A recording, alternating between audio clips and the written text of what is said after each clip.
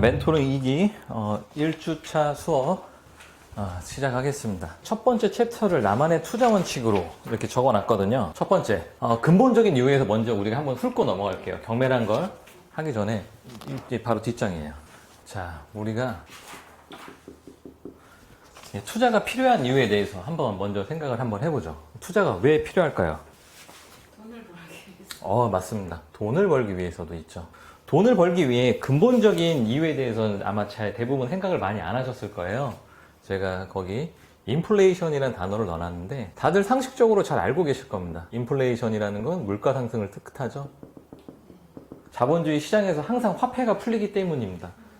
간단하게 이해를 시켜드릴게요. 시중에 돈이 50원이 풀려 있어요. 어떤 물건이 5개가 있습니다. 어떤 재화가요. 그러면 50원이 풀려 있을 때 이 물건을 사려면 얼마의 돈이 들어갈까요? 하나당요. 그렇죠. 10원이 들어가겠죠. 근데 돈을 또 많이 풀어줬어요. 50원이 500원이 됐습니다. 그랬을 때 물건이 같이 공급되면 좋겠지만 불행히도 공급되지 않았어요. 이런 상황에서 이 물건을 하나 사기 위해서는 얼마의 돈이 필요할까요? 물건 하나당요. 그렇죠. 이게 바로 인플레이션입니다. 간단하죠. 이게 인플레이션이에요. 지금 이런 현상이 극단적으로 나타나고 있는 곳이 어딜까요? 이런 인플레이션이 극단적으로 나타나고 있는 게 그렇죠. 부동산 중에서도 모든 부동산이 그렇지 않아요. 제가 있는 지역에서는 거래도 별로 없고 물가 상승도 부동산 상승도 별로 없어요. 지금 이게 가장 극명하게 나타나고 있는 건 강남 아파트 상급지들. 이게 그대로 적용되고 있죠. 시중에 돈은 풀리는데 여기 최상급지의 물건들이 많이 공급되나요? 근처에 계시니까 잘 알 겁니다. 그래도 그 변화의 시절을 정확하게 알고 계실 거예요. 왜냐면 내가 살았으니까. 어느 강의를 가셔도 이것 때문에 투자를 해야 된다는 건 백이면 백 주구창창 떠드시거든요. 근데 이건 당연한 거고 저는 또 다른 얘기를 드릴 거예요. 근데 이건 알겠어요. 저도 짜장면 값 오른 건 알겠다고요. 그래서 한 그릇이 옛날에 500원인데 지금은 8,000원 줘야 되는 거 알겠다고. 그래서 투자해야 되는 거 알겠다고. 근데 그게 다냐? 저는 그렇지 않다라고 보거든요. 인간의 근원적인 이유가 있어요. 제가 생각했을 때는 이것도 필요하지만 우리가 투자를 해야 되는 이유가 바로 삶의 질이라고 생각 들더라고요. 어느 순간부터 이게 떨어지는구나. 내가 100만 원을 썼을 때 삶의 만족도가 만약에 10년 전에 10이었어요. 근데 지금은 100만 원을 썼을 때 만족도가 3? 2? 이 정도밖에 안 돼요. 그거를 피부로 느끼니까 이걸 해야 되는 거구나. 왜 내 소득은 기하급수적으로 늘지 않잖아요. 왜 소득이 늘지 않을까요? 대부분의 분들이 가지고 계시는 소득은 노동소득, 근로소득이어서 그래요. 근데 다른 소득을 갖고 계신 분이 계시거든요. 그건 그 다음에 설명드릴 분들. 우리가 대부분 추구하는 바죠. 근데 투자가 필요한 이유, 돈 맞습니다. 인플레이션도 맞아요. 그렇지만 나는 이 삶의 질을 유지하기 위해서 좋아지는 건 바라지도 않고요. 유지하기 위해서 투자를 하셔야 된다. 저도 그 마음을 가지고 있고요. 투자의 종류는 각각 달라요. 어떤 사람은 주식에 던지는 분도 계시고 어떤 사람은 채권, 금, 달러 다양한 투자 수단이 있습니다. 저 같은 경우에는 지금 제1에 투자하고 있죠. 저의 투자, 시간과 돈, 에너지를 제1, 본업도 있지만 지금 여기 흑자경매 강의에도 쏟고 있죠. 이걸 유지하기 위해서입니다. 정확히는. 단순히 돈도 있지만 제 삶의 질, 제가 지금 누리고 있는 여가 생활, 제가 지금 누리고 있는 집, 차, 여가 활동, 인간관계, 이 모든 것들이 전 다 포함되어 있는 단어거든요. 내가 지금 만나고 있는 사람들하고 똑같이 만나려면, 무시 안 받고 그대로 얘네들을 만나려면 제가 지금 누리고 있는 삶의 질을 유지해줘야 되거든요. 갑자기 제가 아파트 살고 있다가 반지하방으로 떨어지면 모든 인간관계가 정리되지는 않겠지만 많은 사람들이 정리가 되겠죠. 그럼 그 사람들은 원망할 게 아니에요. 삶의 질을 유지하기 위해서 우리가 투자가 무조건 필요하다. 투자가 필요한 이유에 대해서 간단하게 얘기를 했어요. 어느 강의를 드셔도 다 얘기하는 거지만 제가 생각하는 건 저는 한 단계 더 나아가서 본인의 삶의 질을 유지하기 위해서 투자를 하셔야 된다. 이 삶의 질에는 내가 살고 있는 집, 차, 여가생활, 인간관계 저는 모든 게 포함되어 있다고 생각합니다. 그걸 유지하기 위해서 우리가 투자를 하는 거고요. 그거의 근원적인 이유가 내 소득이 기하급수적으로 늘지 않기 때문이에요. 대부분의 분들이 이게 늘 수가 없어요. 자본주의 사회에서 보통 분들은. 그렇기 때문에 투자를 하셔야 된다. 여러분들 같은 경우에 그 투자 이유 중에 하나인 경공매를 생각하신 거고, 그것을 활동을 하기 위해서 이 이제 멘토링 강의를 이제 시작을 하시는 거죠. 자, 이 부자라는 단어에 대해서 제가 써드렸어요. 부자. 우리 대부분의 분들의 목표일 거예요. 아마 열이면 열. 아마 나는 부자가 되고 싶다라고 말씀하시는 분들이 많을 겁니다. 여러분들이 생각하는 부자는 뭔가요? 김 대장님이 생각하는 부자는 어떤 걸까요? 그게 자기가 속한 커뮤니티에 있어서의 좌표 같아요. 예를 들어서 가전 제품이 없는 커뮤니티에서는 가전 제품이 하나 있으면은 부자가 되는 거고, 이제 누구나 다 이렇게 뭐 다 있는 데서 부자가 아니다라고 생각하지 않을까. 아, 그러면 정리하면 한 단어로 얘기하면 희소성. 예, 얘기하시는 거고, 초롱님은 생각하는 부자는 돈이 일단 많고 부채 없이 자기 자산으로 살아갈 수 자산, 돈이 많은 사람을 뜻하는 거죠. 이게 이제 다 맞는 말씀이세요. 눈에 보이지 않는 가치, 희소성도 분명히 부자에 해당되고요. 부자들의 아비투스라는 것도 있기 때문에 분명히 그런 것도 해당됩니다. 그리고 부채 없이 되게 중요한 얘기죠. 자산, 돈도 이제 해당되는 얘기거든요. 제가 이런 얘기들을 풀어드리는 이유가 있어요.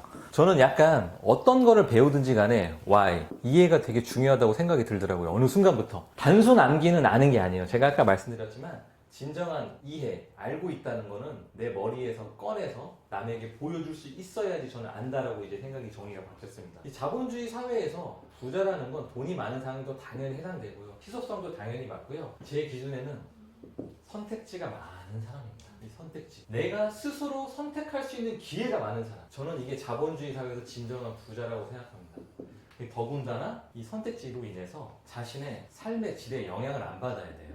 이게 진짜 중요하다고 생각이 들더라고요. 내가 어떤 선택을 내렸을 때 내 인생에 영향이 오면 안 돼요. 예를 들면 제가 오늘 기분이 너무 안 좋아요. 너무 지치고 힘들어요. 그래서 나를 위한 선물로 제가 일본에 가서 오마카세를 달리며 돈가스를 해치우고 옵니다. 이러고 한 200만 원 쓰고 왔어요. 그리고 부산에 도착을 해서 앞바다 보면서 회 소주 한잔 하기 위해서 또 달립니다. 한 500 정도를 썼어요. 그러고 나서 제가 3개월 동안 소비를 줄이고 있으면 제 삶에 영향을 많이 받은 거죠. 우리가 수많은 선택을 하면서 갑니다. 이 선택이라는 건 이렇게 단순 소비도 있지만 여기에 주거지, 자녀 교육, 근무지, 이 여러 가지 것들을 스스로 선택하지 못하는 경우가 많아요. 내가 주어진 환경에 짜맞춰서 우리가 살아가거든요. 그렇지만 부자는 이 선택지가 굉장히 다양하고, 그리고 또 하나 더 필요한 게 노동 없이 자본소득으로 살아갈 수 있는 사람이 저는 자본주의 사회에서 진짜 부자다라고 생각을 합니다. 이 기준에 어떤 사람은 100억이 될 수도 있고 10억이 될 수도 있고 숫자는 달라질 수도 있겠지만 근원적인 부자의 개념은 자본주의 사회에선 이게 무조건 들어간다고 생각을 해요. 본인의 인생을 내 스스로 주체적으로 선택할 수 있는 선택지가 많으며 어떤 선택을 했을 때 내 삶의 질이 깨지지 않고 영향받지 않는 거죠. 정확히는 내 삶의 질에 영향받지 않으며 내가 노동, 근로를 통하지 않고서도 자본소득만으로도 살아갈 수 있는 사람이 진짜 부자다. 그럼 이 자본소득에는 뭐가 있을까요? 임대료를 받는 그렇죠. 그것도 해당이 되죠. 임대료. 뭐 투자 수익? 그렇죠. 투자 수익도 있고, 네. 이걸 조금 약간 있어 보이게 포장을 한다면, 뭐, 자본소득에는 배당소득이라는 게 있고요. 이자소득이라는 게 있습니다. 그리고 자산가치에 대한 시대차익에 대한 것도 있겠죠. 크게는 이 세 가지를 벗어나지 않습니다. 배당이라는 건 주식에 관련돼서 채권이나 이런 것들, 배당을 받을 수 있는 것들, 이자소득 같은 경우에 예금도 있고요. 뭐 임대소득도, 배당소득이 임대소득도 포함할 수도 있고, 뭐 분류할 수도 있겠지만, 이런 자본에 대한 소득으로 인생을 살아갈 수 있는 사람, 진짜 부자다. 이 부자의 개념에 대해서 제가 생각을 해본 이유가 목표가 없으니까 내가 이걸 왜 하는지 모르겠는 거예요. 단순하게 숫자로만 이 인생의 목표가 숫자가 돼버리니까 갈피를 못 잡겠더라고요. 근데 진짜 부자가 무언지 한번 생각을 해보고, 제가 많은 분들, 뭐 지인도 있지만 손님으로도 만나고 고객으로도 만나고 여러 통로를 통해서 접했던 분들의 공통적인 것들을 나름을 정리를 해보니 이런 삶을 누리고 계시는구나. 나도 이거에 근접하기 위해서 투자를 해야겠다. 근데 각자 투자하는 방법은 다 다르겠지만요. 여기 계신 분들은 경공매를 투자로 생각을 해서 이제 계획을 하고 계시는 거겠죠. 자, 그러면 왜 경매를 해야 될까요? 여기 수많은 수단들이 있습니다. 투자 수단에는 뭐 주식도 있고 뭐 코인도 있고 요즘엔 너무 많죠. 투자할 수 있는 수단들이. 왜 경공매일까요? 뭐 경공매를 생각하신 이유가 있나요? 그 상대적으로 경쟁이 덜 심한 것, 네. 그다음에 그 리스크 관리에 대한 지식이 있으면은 극복할 수 있는 선택이 많을 것 같다. 어느 정도 문턱을 넘어가서 지식이 있으면 내가 수익으로 바꿀 수 있다. 제가 조금 요약해서 말씀드리면 초롱님은 그 소자본 가지고 네. 현실적으로 작은 소자본 갖고 자산을 조금씩 불릴 수 있다고 생각을 해서 제가 이거를 하게 됐어요. 다 맞는 말씀이에요. 그리고 저는 이 결에 여러분들에게 제가 유튜브로 얘기를 많이 드린 거죠. 근데 사실 현실적으로 점점 이 자본주의 사회 게임에서 참가비가 점점 올라갑니다. 이것 때문에. 진짜 10년 전만 해도요. 뭐 500만 원, 1000만 원 가지고도 뭘 비벼보면서 우리가 시드를 불릴 수가 있었거든요. 지금은 정상적으로 뭐 어디 갭 투자 뭐 하나 하려고 해도요 2, 3억 정도는 무조건 필요합니다. 어디를 보셔도 갭 투자하려면 2, 3억 정도는 들어가요. 점점 시드머니가 점점 참가비가 올라가죠. 근데 경매는 왜 소자본으로 가능할까요? 이 시스템 자체를 약간 이해하셔야 돼요. 자본주의 사회에서 경매가 없으면 어떻게 될까요? 채무자들이 그렇죠. 정화조나 쓰레기를 치우는 그 위생업소가 없으면은 그렇죠, 그렇죠. 시스템이 망가지잖아요. 그렇죠. 굉장히 저는 순기능으로 보고 있어요. 네, 맞습니다. 네. 경매가 사실 많은 분들에게 미디어적으로 명도 때문에 부정적인 인식이 많이 각인돼서 그렇지 실질적으로는 말씀하셨던 것처럼 자본주의의 정화작용을 하는 거예요. 이게 없으면요 채무 상환이라는 것 자체를 할 필요가 없어져요. 제가 돈을 땡겼습니다.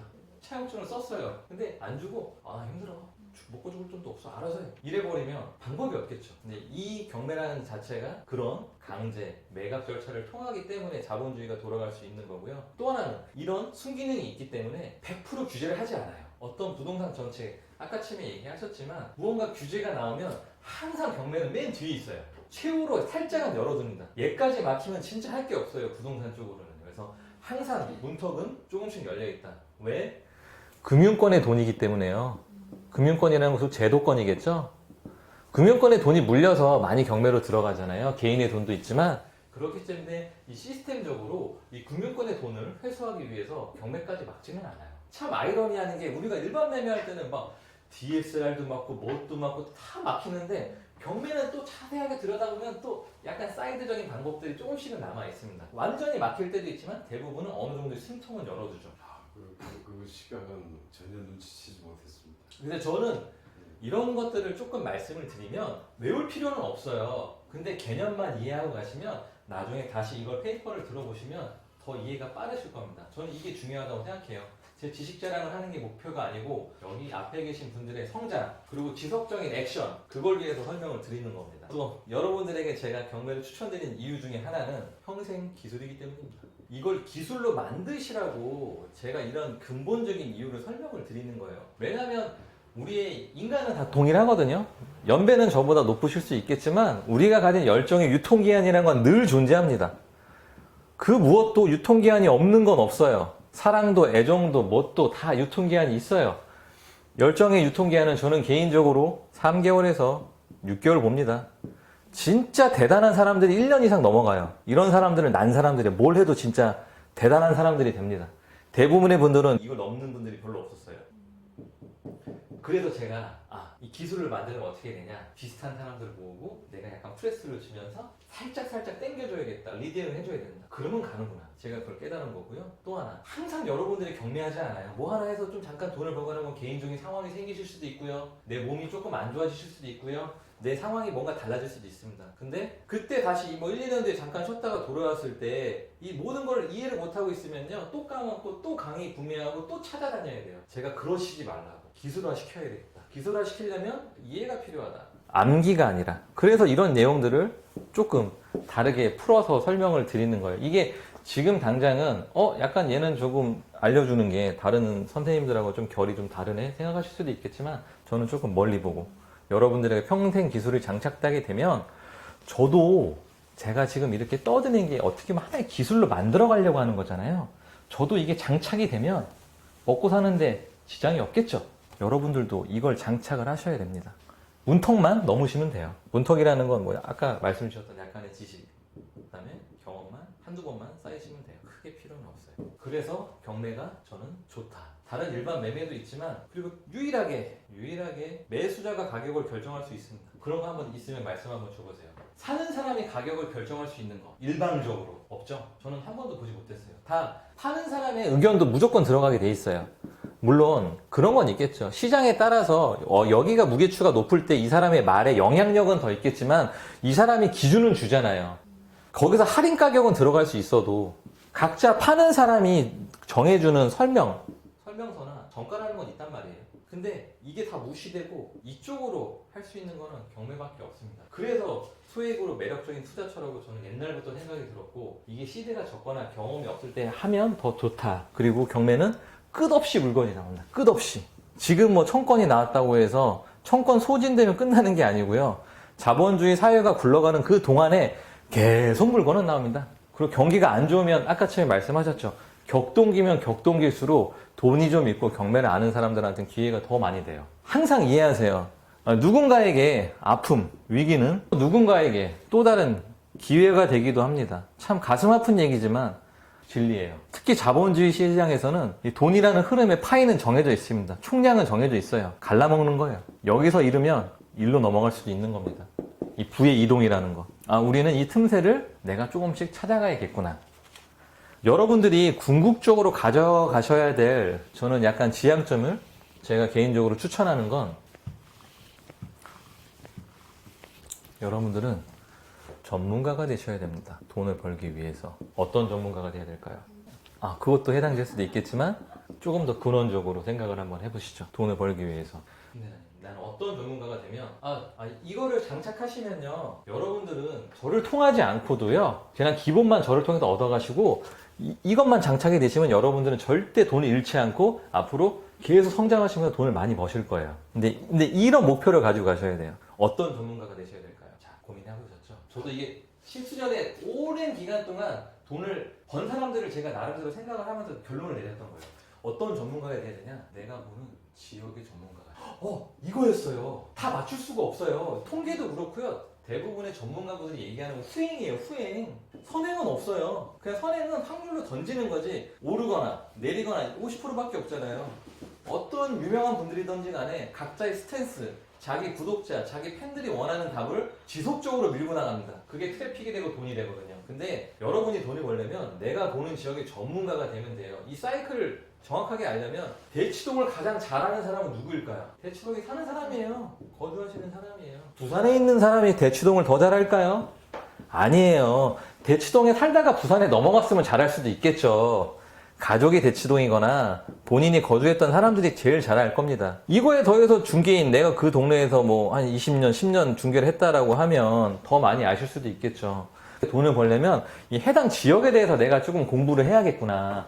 그래서 내가 처음에 볼 때 어느 지역의 전문가가 되어가겠다는 포지션을 어느 정도 목표를 잡고 가시면 방향을 잃지 않을 수 있습니다. 근데 각자 보는 지역은 다를 수도 있어요. 거주 지역도 다르고 시드머니도 다르고 목표도 다르기 때문에 이거는 갈릴 수 있다. 그리고 계속 변할 수 있어요. 지역이라는 건. 왜냐하면 1억으로 접근할 수 있는 지역이 있고요. 내가 10억이 되면 접근할 수 있는 지역이 있습니다. 또 30억이 되면 접근할 수 있는 지역이 계속 바뀌거든요. 내가 업그레이드 되는 만큼 지역도 바뀔 수 있다. 그렇지만 나는 이 지역의 전문가가 돼야겠구나. 이런 개념을 내가 목표를 가지고 경매를 바라보시면 조금 다르실 거예요. 그래서 물건을 볼 때도 저는 처음에 당연히 뭐 대부분 그렇게 얘기를 하겠지만 어떤 지역을 섹터를 정해놓고 하시는 게 가장 좋겠죠. 잘할 수 있는 지역은 어디가 있겠어요? 각자 내가 거주했던 지역도 있겠죠. 그리고 근무지, 내가 근무를 했던 곳들, 이런 연관되어 있는 것들을 통해서 초보자일 땐 이런 섹터로 하시면 되고, 여기서 이 방향을 가지고 내가 경험이 쌓이잖아요. 그러면 전국구로 넘어갈 수도 있는 거예요. 상관이 없어요. 근데 이 방식만 내가 정확하게 알고 계시면 되거든요. 근데 돈을 버셨던 분들, 여러분도 주변을 한번 생각해 보시면 모든 걸 알아서 돈을 벌진 않으세요. 이게 어떻게 보면 또 디테일일 수도 있겠죠. 왜 그럴까요? 이거에 근본적인 이유가 있어요. 왜냐면 매수자는 단 한 명이기 때문이에요. 나한테 돈을 벌게 해줄 사람은 매수자가 다수가 아니라 단 한 사람한테만 팔면 되거든요. 내가 물건 갖고 있을 때. 그렇기 때문에 매수자가 어떤 사람이 걸릴지 모르잖아요. 근데 이 지역을 모르고 접근하면은 쉬울까요? 상당히 어려울 수 있습니다. 저는 제가 중개인도 하고 있기 때문에 경락받고 1년 넘게 물려있는 사람들 전화를 종종 받아요. 근데 이분들 목소리가 중간중간 바뀝니다. 처음에 전화 주셨을 때는 상당히 조금 톤이 높아요. 기분이 좋으시니까. 근데 3개월만 지나잖아요. 바뀌어요. 6개월 지나잖아요. 제 발로 바뀌어요. 근데 그 동네에 물건이 많잖아요. 중개인들이 제대로 전화 들을까요? 대충 들어요. 왜? 인간이니까. 이 사람의 절박한 사정이 이 사람한테 중요하지 않을 수도 있어요. 그래서 여러분들이 경매를 할 때 지역의 전문가가 되는 거를 목표로 그렇게 공부를 하시다 보면 조금 접근이 다를 겁니다. 그러면 투자 목표는 각자 다르시잖아요. 초롱님의 투자 목표는 어떤 건가요? 목표요? 예, 투자 목표. 내가 생각했던 투자 목표가 있잖아요. 경매를 무언가를 했을 때 나도 뭔가 갖고 있는 나만의 목표가 있지 않습니까? 다 다르시더라고요.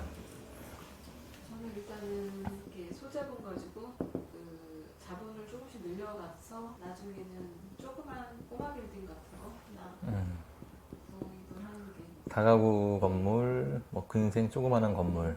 심대장님 같은 경우에는 목표가 어떤 거죠? 저는요. 네. 저는 그 남들은 쓰레기라고 보는 거를 내가 잘 봐가지고 이쁘게 꾸미고 고치면은 그 보석도 되겠다라는 뭐 그런 뭐 작은 데부터 시작해서 뭐 반지하면 어떻겠느냐 좋다 이거야. 반지하도 꾸미면 그 좋은 위치에 반지하도 이쁘게 해서 물건이 되고 그러니까 내가 그 하나하나 가공을 좀 하고 싶어 하는 게 취미예요.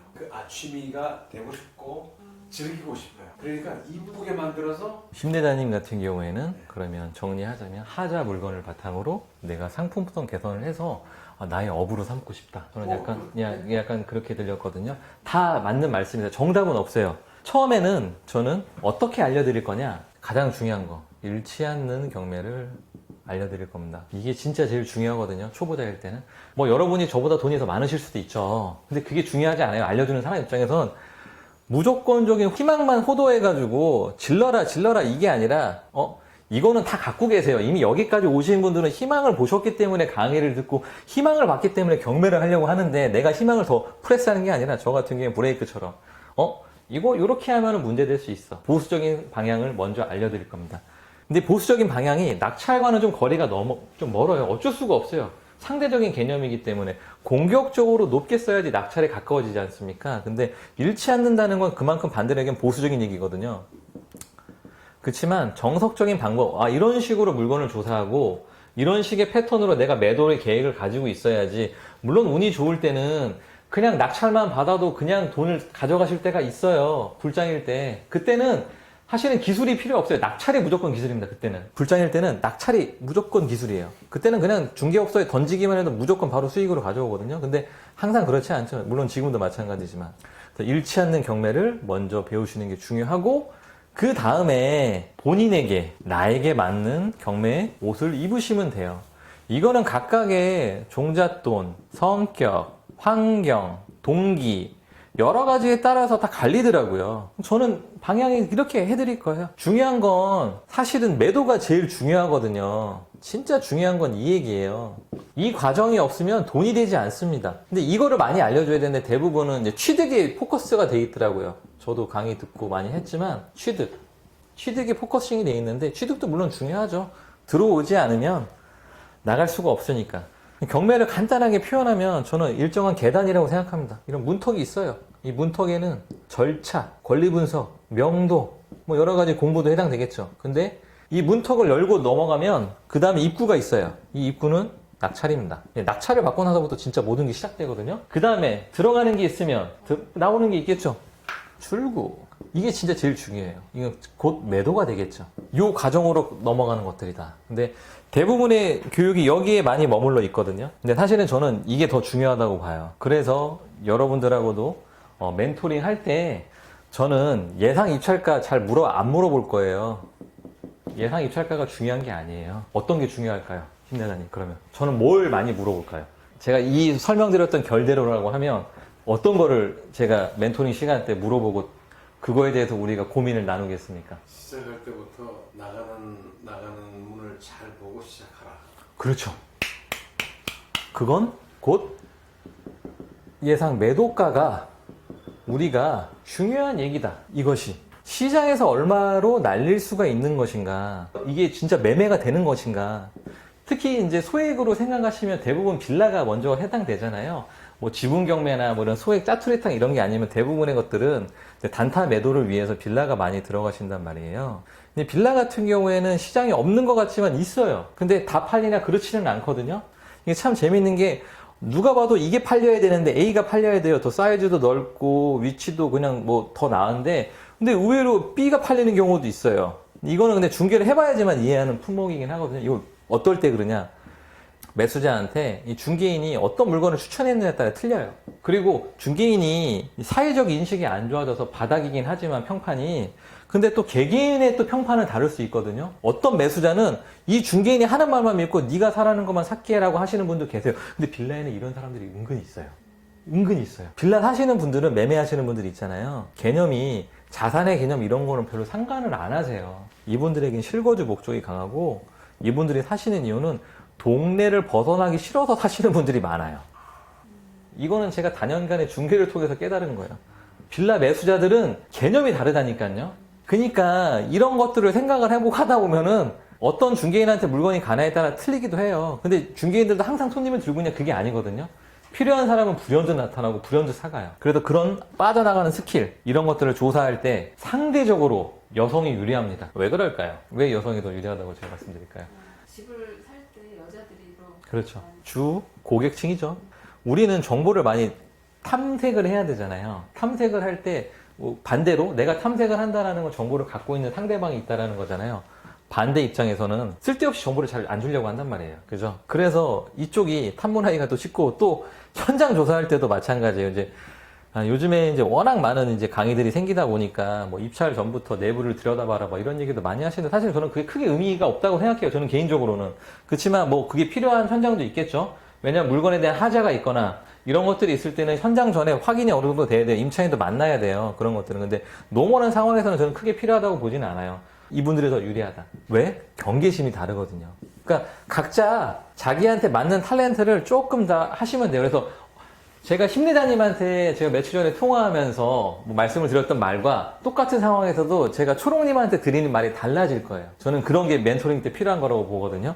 일률적으로 다 똑같이 하는 건 의미가 없어요. 각자에게 필요한 건 다르니까. 근데 이런 것들도 분명히 있다. 우선 이 경매에 우리가 입구부터 출구까지 문턱도 우리가 해소해야 되지만 입구도 중요하고요. 그냥 가장 중요한 건 출구다. 그래서 잃지 않는 경매를 하기 위해서는 어떤 것을 알아야 될까요? 잃지 않는 경매를 해야 된다. 그러면 무엇을 여러분들이 생각을 항상 해야 될까요?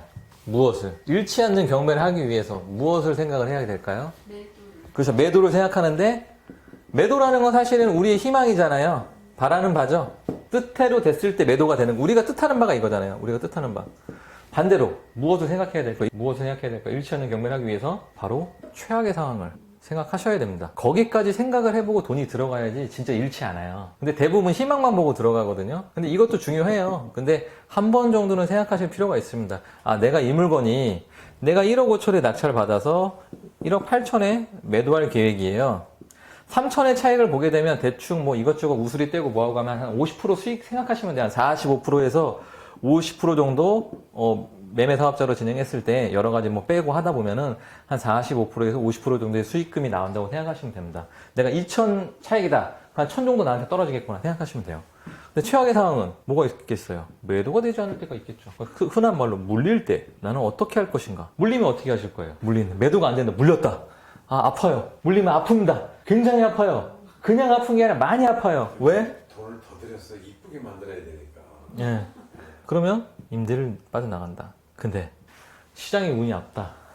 이마저도 임대가 안 나간다. 그럼 어떻게 해야 될까요? 답이 없겠죠. 그럼 임대가 안 나갈 수 있는 상황을 만들어야 된단 말이에요. 만약에 안 나가면 재산에서 제가 거기 가서 살아요. 그렇죠. 실거주. 예. 정확한 말씀입니다. 이게 굉장히 중요한 얘기예요.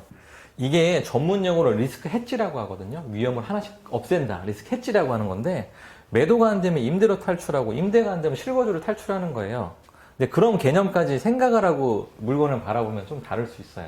근데 모든 조건을 채워가면서 경매를 하냐? 그러면 수익이 나지 않아요. 저는 현실적으로 말씀드립니다. 모든 조건을 채웠을 때 모든 조건을 채우게 되면 돈이 절대 되지 않아요. 근데 모든 조건을 채웠을 때 이거는 챙겨갈 수 있어요. 근데 이러려고 하는 사람들은 아니잖아요, 우리가. 그렇지만 배울 때는 해야 된다. 그러면 여러분들이 잃지 않는 경매를 하기 위해서 매도가도 열심히 알아보셔야겠지만 중요하게 알아보셔야 될 거 어떤 게 있을까요? 수요자들의 네. 심리나 필요한 그 집이 그 동네에서 네. 많이 이렇게 수요하는 그쵸. 사람들이 있으니까 그런 거를 좀 알아봐야 돼요. 그리고 매도가 물렸을 때 아까 답을 주셨죠? 임대를 빼야 된다고. 그렇죠? 임대가를 항상 조사하셔야 돼요. 이거를 정확하게 아셔야 돼. 이게 더 중요해. 내가 봤을 때는요. 정확한 임대가. 얼마에 어떤 정도의 스펙의 물건이 나가는지만 알면요. 사실 입찰가는 반대로 거꾸로 수익 환산법으로 역산이 다 가능해요. 매도가는. 이것만 정확하게 조사하시면 돼요. 이렇게 말씀드린 이유 중에 뭐냐면 우리가 어떤 물건이 있습니다. 어떤 물건이 있어요. 그러면 이거를 우리가 쓰는 거를 실제 사용한다고 하죠. 우리가 실제 물건을 쓰는 사용 가치는 잘 떨어지지 않아요. 실제 사용 가치는. 이 실제 사용 가치라는 게 뭐예요? 우리가 쓰고 있다는 얘기잖아요. 이게 전월세 아닙니까? 따지고 나서 보면 여러분이 살고 있는 동네에 전월세 가격을 보세요. 뭐 빌라는 역전세가 많이 났어요. 그건 이제 보증보험 때문에도 있거든요. 정부에서 그렇게 눌러놓는 강제적으로 인위적으로 개입을 해서 전세가를 떨어뜨려주는 인위적인 활동이 있지만 대부분의 아파트 전월세 시장을 보시면 크게 올라가지는 않아도 떨어지는 않았을 거예요. 전월세. 이거는 실사용 가치가 떨어지지 않는다는 거거든요. 반대로 생각하면 실사용가치의 가격을 정확하게 알면 이 가격에서는 엑시트는 무조건 되겠구나 라고 생각할 수 있지 않을까요? 그럼 매매가 같은 경우에는 우리가 소유권이라고 하죠. 이 소유권이 정확하게 어떤 건지 아시나요? 소유권? 매매를 하는 사람들은 소유권이 있는 사람이 매매를 해요. 이 소유권이라는 건 세 가지 권한이 있는 겁니다. 사용, 수익, 처분. 이 세 가지 권한을 갖고 있는 사람이 소유권을 갖고 있다고 하는 거예요. 이 매매가에는 이 사용가치에 더해서 더 어떤 가치가 들어가 있습니다. 어떤 가치가 더 들어가 있을까요? 매매가에는 실사용가치, 현재가치, 그리고 어떤 가치가 더 더해 있을까요? 미래가치. 그렇습니다. 이게 더해진 가격입니다. 한 가지 퀴즈를 한번 내볼게요. 여러분들, 만약에 매매가랑 전세가가 차이가 별로 1,000만 원밖에 안 나는 아파트가 있어요. 이거 사야 될까요? 사지 말아야 될까요? 붙어 있어요. 그 전세가랑 매매가가 붙어 있어요. 케이스 바이 케이스네. 그럴 수도 있겠죠. 안사요도 있고, 힘내자님 같은 경우에는 케바케. 케바케로 말씀하신 분은 공부를 좀 하신 분이에요. 공부를 좀 하신 분이에요. 상상할게요. 그것도 공부입니다. 사유도 공부죠. 안사요도 맞아요. 근데 돈을 벌기 위해선 케바케로 벌는 것도 맞아요. 이게 왜 그러냐면요. 두 가지로 갈리거든요. 50분이 됐습니다. 자, 이거는 10분 시축했다가, 왜냐면 우리의 집중력은 50분이기 때문에. 이제 오늘 3교시, 이제 오늘의 마지막 시간. 자, 시작하겠습니다. 다음 페이지 보시면 이제 경매의 정의에 대해서. 우리가 경매하는데 적어도 얘는 뭐인지는 알고는 넘어가는 게 맞겠죠? 이제 경매는 뭘까요? 이 가운데 비어있는 글자가 뭘까요? 초록님. 경매의 정의요? 채무자가 돈을 갚지 못할 맞습니다. 채무자가 돈을 갚지 못했을 때 채권자 입장에서 형님 얘가 돈을 안 갚네요. 얘 거 재산 좀 정리 좀 해서 저 돈 좀 받게 해주세요. 그 얘기를 하는 겁니다. 간단하게 얘기하면 그거를 이제 법원에 강제 매각을 신청하는 것이다. 자, 그러면 법원 경매는 부동산 뭘까요? 법원 경매는 바로 부동산 대형마트입니다. 그냥 이렇게 이해하시면 돼요. 마트에 물건 지뢰를 놓고 법원에서 던져주는 거예요. 이거 들어오라고, 물건 사가라고. 개념을 조금만 다르게 보시면 이해되는 게 되게 많아요. 경매의 종류에는 두 가지가 있습니다. 뭐 이걸 꼭 아셔야 되는 건 아니에요. 이런 것들은 그냥 알고만 가세요. 외우지 마시고요. 이건 중요하지 않아요. 두 가지의 종류가 있는데 하나는 강제 경매. 소송을 통한 판결문을 바탕으로 채권자가 경매를 집어넣는 거죠. 이를테면 전세금 반환 소송을 통해서 내가 승소 판결을 받았다. 그러면 그 집 판결문을 바탕으로 경매 신청을 하는 겁니다. 또 하나는 임의경매라고 해서 담보권. 가장 대표적인 담보권은 저당권과 질권이라는 게 있습니다. 담보 물권은 목적물의 교환가치라고 이해하시면 되는데 어려운 얘기니까 그냥 근저당권하고 질권이다 라고 생각하시면 됩니다. 질권은 채권을 담보로 들어가시는 게 질권이라고 이해하시면 되고요. 그래서 임의경매 같은 경우에는 근저당권이 많이 해당되니까 누가 많이 집어넣을까요? 은행이겠죠. 은행에서 우리가 주택담보대출 한 번쯤은 다 받아보셨죠?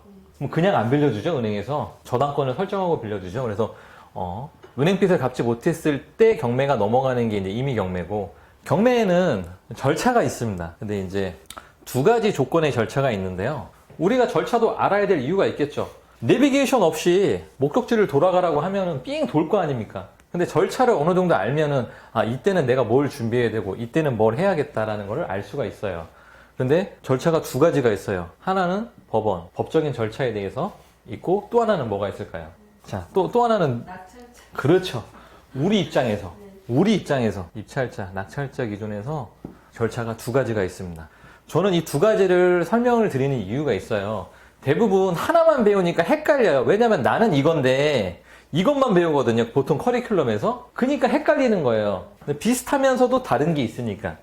자, 법원에서 경매 절차를 진행하게 되면 아까 누가 채무자가 돈을 갚지 못했을 때 경매가 신청된다고 했죠? 그럼 누가 신청합니까? 그렇죠. 법원 입장에서의 경매 절차는 채권자가 경매 신청을 하는 게 1번이겠죠. 자, 그럼 법원 입장에서 경매 신청이 들어왔어요. 그 다음에 뭘 하죠? 경매 신청을 얘가 했어요, 채권자가. 형님, 돈 좀 받아주십시오. 저 사람 재산 좀 정리 좀 해주세요. 라고 하면 법원에서 감정 전에. 경매 개시. 그렇죠. 경매가 시작된다라는 걸. 네, 경매 개시 결정. 근데 이게 굉장히 중요해요. 이거는 우리가 권리 분석할 때도 들어가는 부분이 있고요. 이게 사회적으로도 중요한 이유가 있어요. 경매 개시 결정을 안 하면 어떻게 될까요? 이걸 해주지 않는다, 법원에서. 이걸 경매가 안 된다. 안 들지는 않겠죠? 법원에서 하는 거니까. 이거를 만약에 사람들한테 알려주지 않는다고 해서 경매를 못 하는 건 아니잖아요. 법원에서 하는 거니까. 근데 이거를 안 해주게 되면 뭐가 생기냐면 사고가 생깁니다. 무슨 사고? 선의의 피해자.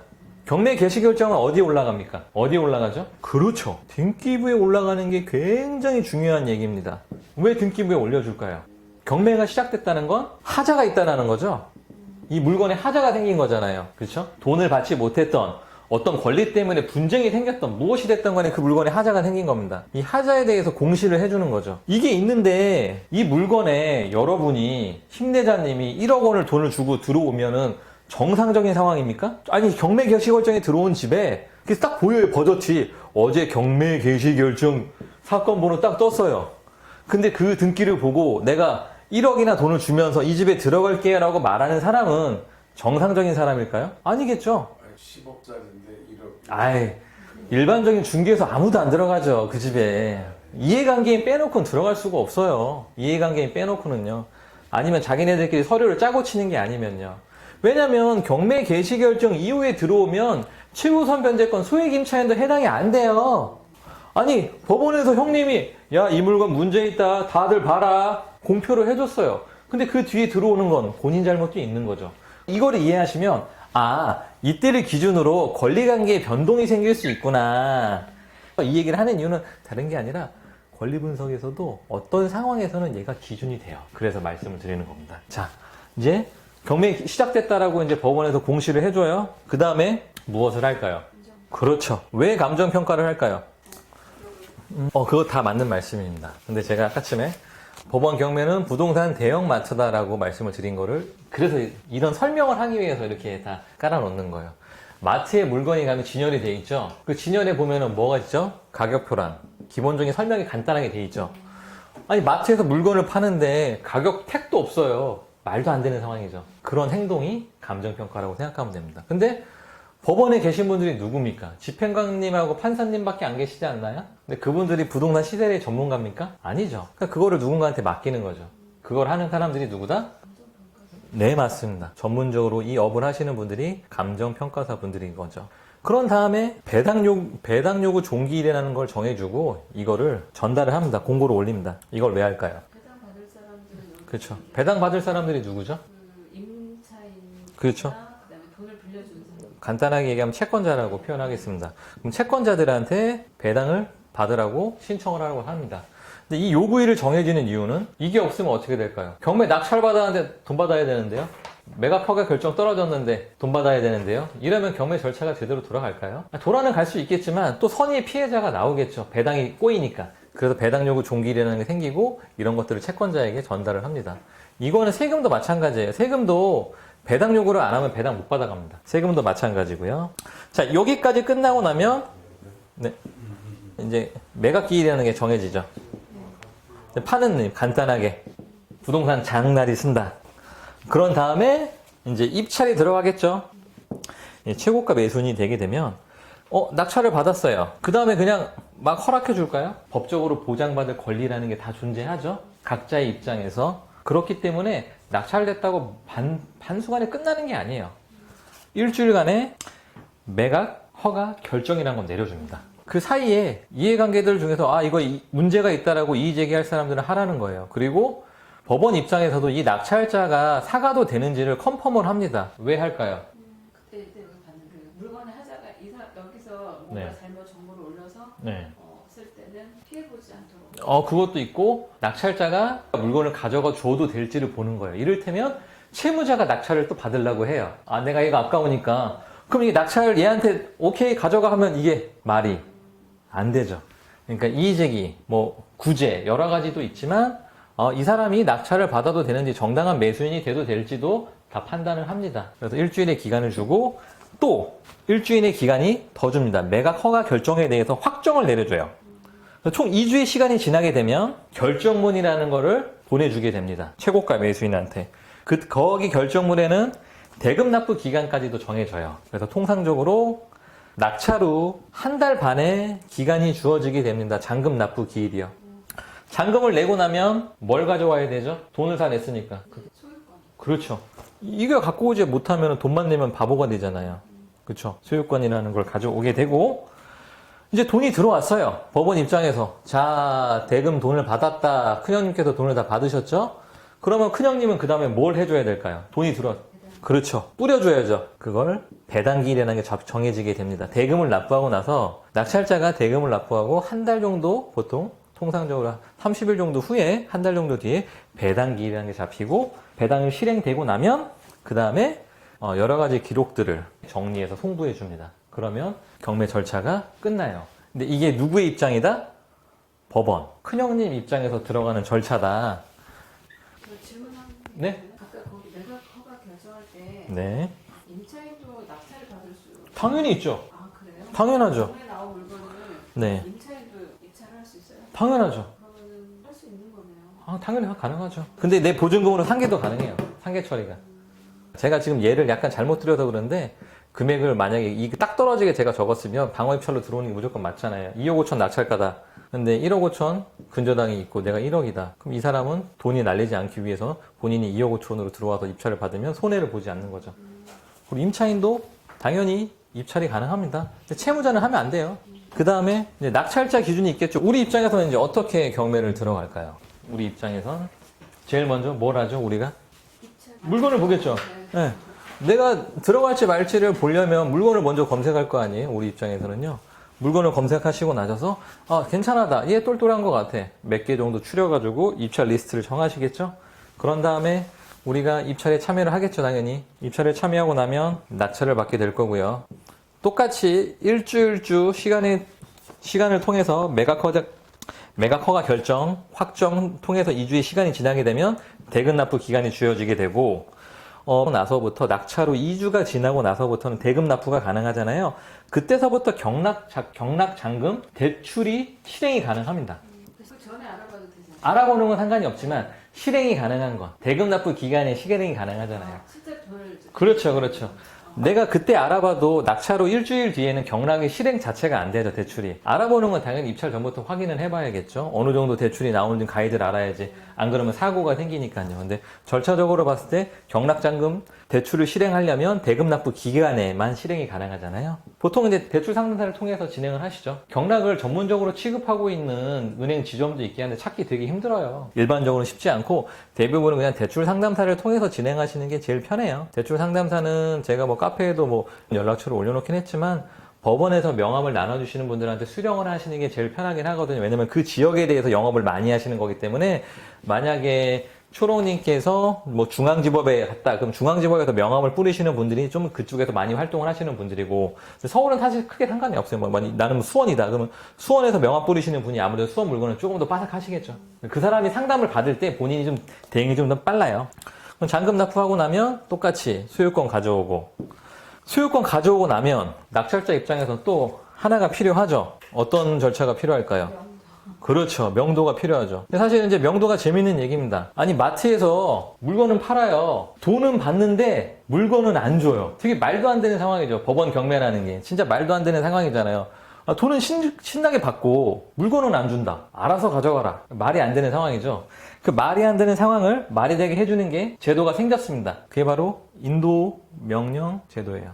정당한 권한이 없는 사람한테 이제 이 부동산에 당신은 나가주셔야 된다라는 게 법원에서 판사분이 판결을 내려주는 걸 인도명령 결정문이라고 해요. 이게 생겼어요. 예전에는 없었습니다. 명도 절차에 인도명령 제도가 있기 때문에 그래서 우리가 명도를 받을 수 있는 거죠. 법적으로. 정당한 낙찰자일 경우 이를테면 대항력 있는 임차인한테는 할 수가 없겠죠. 대항력 없는 임차인한테는 가능하죠. 전 소유자한테도 인도명령 당연히 가능하겠죠. 왜냐하면 받아야 되잖아요. 권한이 없는 사람들이니까. 나는 돈을 냈고 법원에서 사과를 해서 사갔는데 물건을 못 받으면 말이 안 되잖아요. 그거를 인도명령을 통해서 우리가 받는 거고, 명도에는 두 가지 종류가 있습니다. 첫 번째, 좋은 게 좋은 거다. 협의, 잦은 명도가 되겠죠. 두 번째, 잘 아시다시피 이제 강제집행. 강제집행까지 가는 경우가 많지는 않고요.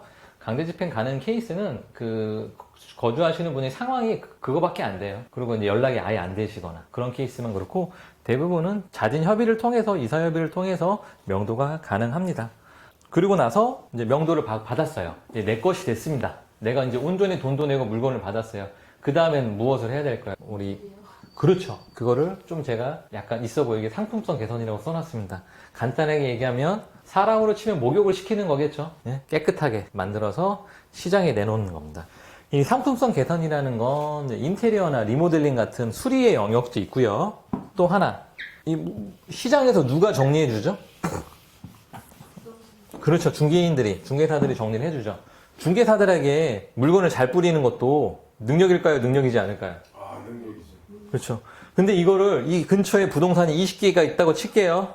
와, 일일이 전화 한 번씩 20개 때리려고 하면 같은 말 또 해야 되시죠? 몇 시간 걸릴까요? 2시간. 더 걸려요. 20개한테 물건 내놔서 통화도 다 안 될 뿐더러 2시간 더 걸립니다. 20군데에 전화로 물건을 내놓으신다고 하면요. 에너지가 어마어마하게 빠집니다. 어마어마하게. 근데 필요하잖아요. 아니, 내가 물건 팔려면 20개가 뭐예요? 30개라도 뿌릴 수 있어야죠. 근데 우리가 그거를 옛날보다는 더 좋아졌던 시대가 정말 발전했습니다. 무엇을 활용하면 되죠? 그렇죠. 스마트폰, 인터넷을 통해서 극복 가능합니다. 그래서 제가 카페에도 보셨는지 모르겠지만 부동산 광고 하는 거 툴을 올려놨어요. 부동산에 물건을 줄 때 내가 일일이 앵무새처럼 따단따단단단단단 이게 아니라 딱 정리해서 문자로 딱 뿌리고 그런 다음에 사장님 문자 하나 보냈거든요. 문자 받으셨나요? 확인만 해주면 돼. 사진도 내가 찍어놓고 그 링크 올려줘. 거기서 다운받으라고. 그리고 요즘에 뭐 네이버 광고 같은 경우에 소유자 인증 메모도 있죠. 그것도 내 이름, 연락처, 통신사까지 딱 문자로 예쁘게 주는 거야. 다. 뭐 비번 전화 받는 것도 귀찮다라고 하면 비번도 싹 깔아주면 돼요. 대신 내가 확인한 업체한테만 해야겠죠?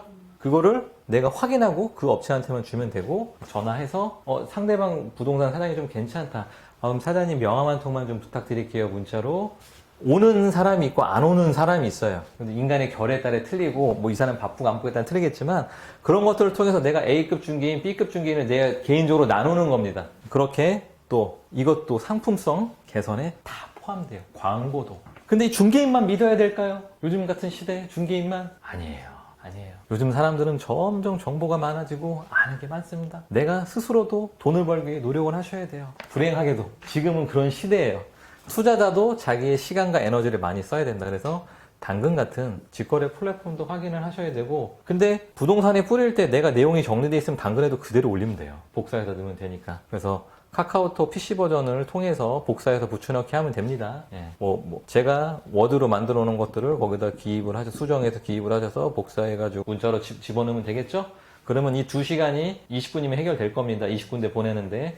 그리고 문자 하나하나마다 부동산 사장님도 연락처를 하나하나씩 업데이트해서 넣으면 될 거고, 여러분들이 이제, 짬바가 넣으셔가지고, 이제 내가, 이 지역은 이제 내가 꽉 잡고 있지, 부동산 연락처만 해도 난 50개 정도 엑셀 정리가 돼 있어. 그 다음에 뭐 할까요? 단체 문자 뿌리면 돼요, 인터넷으로. 엑셀로 올려가지고. 거기까지 가시면 이제, 제가, 건물은 잘 돌아가고 계십니까? 저랑 그런 얘기를 나누시겠죠. 중요한 건, 이 과정까지 우리는 다 포함되어 있다. 상품성 개선. 그리고 나서 어떤 마지막 최종 단계가 있죠? 여기까지 했어요. 상품성 개선을 통해서. 그렇죠. 수익화. 멋있는 말이죠. 수익화. 이걸 위해서 여러분들이 가시는 거죠. 그죠? 진짜 중요한 얘기죠. 돈이 안 되면 무슨 의미가 있습니까?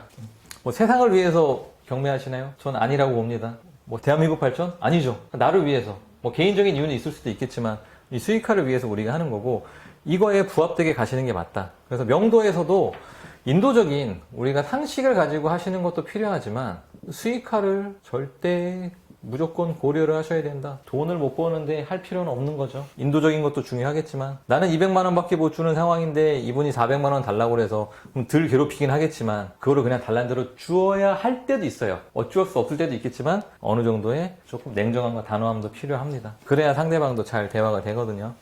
이제 그건 뭐 추후에 또 명도 파트에서 제가 또 말씀드리겠지만 여기까지 해결을 하시게 되면 이제 낙찰자 입장에서 경매도 들어오게 되는 거죠. 이 두 가지를 어느 정도 대략적인 개념만 이해하시면 이게 정확하게 뭔지는 몰라도 이때쯤 이거 하는 거구나라는 건 아실 거예요. 근데 이것도 중요하다. 흐름을 아는 것도. 내비게이션은 기본적으로 아셔야 된다. 그래서 큰 그림을 알아야 여러분들이 계획이라는 걸 세울 수 있거든요. 흐름을 모르는데 어떻게 계획을 세워요. 그렇죠? 물줄기를 알아야지 언제 내가 물에 들어갈지 나올지 알 거 아닙니까? 그래서 법원 기준은 행정 절차 중심으로 낙찰자 기준은 우리 입장에서 우리가 실제 투자자 행동 순서죠. 어떤 식으로 흘러가야 될지에 대해서 보여드렸던 흐름이에요. 공매도 굉장히 중요합니다. 공매도 꼭 아셔야 돼요. 근데 좀 번거롭긴 해요. 처음에만. 자, 경매가 있고 공매가 있어요. 공매라는 건 이제 자산관리공사에서 이제 위탁으로 매각을 하는 절차거든요. 보통은 이제 압류 경매도 있고, 압류 공매도 있고 여러 가지가 있는데 사실 우리 입장에서 그냥 공매랑 경매의 차이가 있다라는 정도는 아시면 좋은데 공매의 장점도 있어요. 경매보다. 장점은 뭐가 있을까요? 이제 하시니까. 꼭 한다기보다는 네, 관심을 좀 모일에서는 좀 더 편하지 않나. 그렇죠. 온라인, 온라인에. 네, 속도, 그 다음에 원래 입찰 들어가면 휴가 내고 직접 가야 되잖아요. 오프라인으로요. 예, 그거를 줄여준다. 그런 장점이 있고요. 또 온비드에서 입찰을 합니다. 공인인증서가 있어야 되고요. 처음에 회원가입할 때만 조금 귀찮은데 뭐 어렵지는 않으세요. 그리고 매각 절차가 빠릅니다. 온라인이기 때문에. 온라인으로만 해요. 온라인으로. 예. 한번 유찰될 때마다 일주일밖에 안 걸려요. 예. 속도가 빠르죠. 그리고 수요일까지 입찰을 받고 목요일날 개찰을 합니다. 그래서 되게 간단해요. 그래서 공매 같은 경우에는 많은 분들이 배워도 잘 안 하는 게 익숙하지 않아서 또 온비드를 좀 접해보셨던 분들이 공매 진짜 많이 해요. 되게 쉽거든요. 그분들 입장에서. 근데 대부분의 분들은 경매랑 공매랑 똑같아. 다른 거 없어 라고 얘기를 해도 대부분 공매는 잘 손 안 대고 이쪽만 가시거든요. 우리는 눈에 보이는 걸 좋아해요. 그래서 눈에 가서 꼭 사람에 서 있는 거, 줄 서 있는 거 꼭 내가 막 이렇게 막 종이로 써야지 참 좋아하고 그런단 말이에요. 우리 민족 자체가 그래요. 근데 공매가 온라인은 되게 편하게 하시다 보면 이게 훨씬 나아라고 많이 얘기하세요. 그리고 또 다른 장점. 경쟁률이 그만큼 낮습니다. 그러니까 내가 낙찰이 잘 안 돼. 경매하는데 진짜 막 내가 10번을 넘어가요. 보통은 한 5에서 10회 정도 유찰을 제가 한다고 말씀을 드렸을 거예요. 근데 20회가 넘어가는데도 내가 계속 유찰이네. 이렇게 장기화 되시는 분들 입장에서 공매 무조건 하셔야 돼요. 그나마 경쟁률이 낮아요. 왜 낮을까요? 경쟁률이 낮은 이유. 당연히 있죠. 세상의 모든 것에는 빛이 있으면 어둠이 있고요. 장점이 있으면 단점이 있는 건 세상에 이치입니다. 단점도 당연히 존재하겠죠. 옛날에 선만 보고서 결혼하는 격이. 그렇죠. 네. 저기 경매는 직접 6개월하고 1년 살아보고 결혼하는 거. 그런 걸로 비교하면 어떨까 싶은데. 네, 그것도 해당. 가서 볼 수가 없네요. 아니, 그건 똑같아요, 그러면. 네, 경매랑 똑같아요. 다 똑같은데, 유일한 단점, 치명적인 단점이 두 가지가 있거든요. 하나는 인도명령 제도가 없어요. 이 자체가 없습니다. 이게 누가 주관하죠? 법원에서 주관하는 게 아니잖아요. 그러니까 할 수가 없는 거예요. 여기는 판사님, 형님이 안 계시잖아요. 누가 하는 거예요? 한국자산관리공사에서 하니까요. 알아서 해야 돼요, 알아서. 그러니까 이거는 낙찰자, 야, 너희들이 알아서 하는 거다. 그래서 안 하는 분들도 많아요. 근데 사실 이게 명도의 측면에서 놓고 보면 문제되는 케이스가 별로 없거든요. 근데 이제 낙찰자가 알아서 해야 되고 명도가 안 됐을 때 명도 소송으로 풀어가야 된다는 이 단어 하나 때문에 안 하세요. 사실은 크게 상관없고요. 공매 같은 경우에 오히려 명도가 쉬울 때도 많이 있습니다. 그래서 저도 배울 때 많이 느꼈지만 강의를 할 때는 뭐든지 이런 것들을 어렵고 문제가 되고 큰일 나고 뭐 이런 거를 자극적인 얘기를 많이 해야지만 여기 앞에 서 있는 사람들의 권위가 올라가고 우리를 찾고 그런 부분도 저는 많이 있다고 생각해요. 그래서 명동 같은 경우에 특히 더 그 파트가 더 그래요. 물론 저도 마케팅 할 때 당연히 이렇게 활용을 하겠죠. 치명적인 부분이 있다는 건 당연히 안 할 수는 없겠지만 현실적으로 이런 케이스 많지 않아요. 진짜 많지 않다. 대부분 다 쉽게 해결된다. 내가 어느 정도 그 사람과 대화하는 스킬이 있다. 그럼 내가 절차를 안다. 인도명령 제도가 있는데 달란드로 돈을 주겠냐고요, 누가. 그럼 법으로 싸워도 내가 무조건 이기는데 달란드로 돈을 주겠어요? 근데 명도 소송까지 가잖아요? 살고 있는 분도 이거 무조건 지거든요, 명도 소송 들어가면? 그럼 소송하면은 그냥 가만히 그냥 알아서 나가게만 합니까? 소송까지 가면 나도 기분이 상하잖아요. 소송비는. 당연히 청구하죠. 당연히 청구하죠. 그럼 그동안 명도 소송 기간 동안 살아있는 동안 월세 달라고 안 할까요? 부당이득이잖아요. 이 사람이 살고 있는 것 자체가 부당이득이에요. 부당이득. 공짜로 누리고 있는 거 아닙니까? 살 권리가 없는 사람이. 그러니까 사실 여기까지 가지 않고요. 여기서 소장 하나만 날려도 대부분은 무릎을 꿇습니다. 진짜. 당연하죠. 대부분의 분들은 일상적인 상황이 아니에요. 내용 주면 받을 일이 별로 없어요. 저는 보낸 적도 있고 받은 적도 있습니다. 무섭더라고요. 처음에는 다 크게 느껴져요. 무섭습니다. 근데 몇 번 받다 보면 그러려니 해요. 못 살겠는데 저는. 네, 그러니까. 이분한테 살고 계신 분한테는 통용 안 될까요? 그분은 송사를 10번씩 하신 분이 살고 계실까요? 대부분의 분들은 평범한 사람들이 우리 같은 사람들이에요. 그래서 그럴 수가 없어요. 그래서 얘기가 샜는데 공매의 단점은 명도 소송을 통해야 된다. 인도명령 제도가 없다. 그것이 단점이다. 그리고 또 하나의 단점. 마트에 물건 진열이 별로 없어요. 물건이 다양하지가 않습니다. 아무래도 법원 경매를 이길 수가 없어요. 왜냐하면 근저당으로 진행되는 것하고 세금 압류나 이런 걸로 비업무용 자산을 위탁 공매로 넘어가는 것하고 수량 자체가 비교가 안 돼. 저는 그게 더 단점이라고 보거든요. 근데 회사에서도 부동산을 가지고 있잖아요. 그런 것들을 다 공매로도 정리가 가능한 거예요. 위탁 맡겨가지고요. 당연히 있죠. 뭐 산, 배, 뭐 다 있어요. 차, 뭐 어마무시해요. 그런 건 꿀. 꿀. 그런 거는 이거 있잖아요. 꿀. 이런 거는 왜 꿀이냐고 그러면 권리 분석도 필요 없거든요. 이런 거는 권리 분석 이런 게 다 필요 없는데 대신 시세는 잘 조사하셔야 돼요. 공매 이런 것들은 시세 조사 진짜 잘 하셔야 돼요. 왜냐면 공매가 감정가가 더 잘못되어 있는 경우가 훨씬 많아요. 특히 건물 같은 거, 특히 신탁 공매 이런 거 있죠? B급 물건 진짜 많아요. 그래서 짱구 물건이 많다. 이런 식으로 기본적인 개념에 대해서 한번 쭉 절차에도 훑어봤어요. 여기까지 어렵지 않으시죠? 뭐 강의 경험이 있으시니까 당연히 뭐 두세 번 들으셨던 내용이니까. 네. 생각하긴 했는데 이렇게 쫙 이해가 되니까 이제 다 이해가 돼. 그냥 거기서 이렇게 이론만 주입. 네 맞아요. 교재에 이렇게 두꺼운 거 주고 암기. 너무 재미없어. 그렇지만 중요한 거 why. 경매도 왜 시작되는지 알면 간단해요. 이거예요, 이거. 다른 거 없거든요. 근데 이거를 법적인 절차이기 때문에 모두에게 권리가 있어요. 들어갈 권리, 방어할 권리 서로 있습니다. 채무자도 내가 지켜낼 권리가 있고, 이의제기하고 집행도 멈추게 할 수도 있고, 여러 가지 방법이 있어요. 그래서 많이 아는 사람을 만나면 내가 낙찰받고도 뺏기는 경우도 있어요. 그래서 우리는 주입식 교육이 아니다. 실제 성장의 목표이기 때문에 제가 이런 식으로 말씀을 드리는 거고. 자, 그 다음에 제가 기본적인 강의할 때 또 하나 중요하게 보는 게 있습니다. 절차도 봐야 되지만 경매가 어려운 이유가 또 하나가 있어요. 절차도 어렵고 또 하나 밑에 용어가 어려워요. 경매 용어 정리가 있거든요. 다음 주에 차라리 그냥 한 번 더 권리 분석 강의를 좀 더 보강을 하도록 하겠습니다. 그래서 용어 정리를 볼게요. 제가 원래 등기사항 정보 증명서 보는 법도 알려드릴 거예요. 이제 경매에서 등기사항 정보 증명서가 굉장히 중요하잖아요. 근데 이거를 읽고 해석할 수 있는 사람이 별로 없더라고요. 등기부 등본 혼자 읽어보고 해석 가능하세요? 초롱님? 힘나장님 혼자 읽어보시고 해석 다 가능하신가요? 그 정도 되세요? 용어 때문에 네. 그 용어가 체화되어 있지 않기 때문에 의심이 더 증폭되고 그 보이지 않는 그 길을 가는데 차가 장애물이 곳곳에 막 보여서 하나 독해하고 나면은 근심이 또 2배로 늘어나요. 이게 히스토리예요. 역사거든요. 등기사항 정보 증명서라는 건 권리의 역사예요. 이 부동산이 흘러온 역사에 대해서 다 나타나 있는 역사서 같은 거란 말이에요. 근데 이거를 읽고 해석할 수 있으면 기술이 돼요. 제가 자꾸 깃을 말씀드리는 게 사실 경매 정보지 보시면 친절하게 말소기준 권리, 배당까지 다 나와 있거든요. 근데 하다가 몇 년 하다가 또 한 몇 달 하다 쉬잖아요. 또 연간 구독료 뭐 80만 원에서 100만 원 정도 내야 돼요. 매번 그러실 거예요. 들어올 때마다 매번 강의 듣고. 근데 등기사항 정보 주면서 읽고 해석할 수 있으면요. 사실 그냥 대법원 법원 경매 사이트 그것만 보셔도 충분히 입찰 가능해요. 혼자서요. 무료로도. 근데 이거를 대부분 귀찮아서 안 하시더라고요. 경매 유료지에 나와 있지만 저는 이게 되게 중요하고 이것만 알아도 제 강의에서 이 금액 이상을 저는 가져가시는 거라고 장담합니다.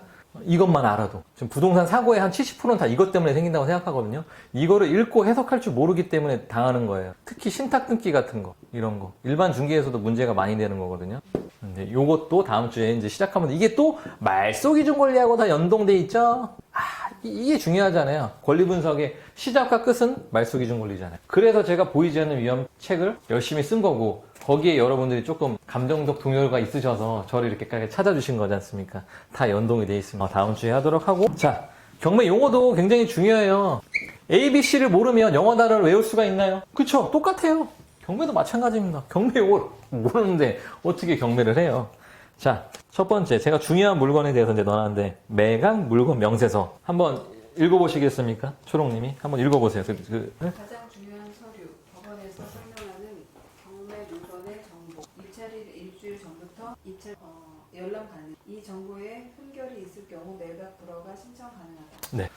경매하는데 이거 안 보고 하시는 분도 계시더라고요. 없을 줄 알았는데 간혹 있더라고요. 진짜 용맹하신 분, 진짜 옛날에 태어나셨으면 장수가 되셨을 분들이 계시는데, 이거 무조건 보셔야 됩니다. 아무것도 안 봐도 이것만 보시면 돼요. 여기 다 나와 있어요. 종합선물 세트로.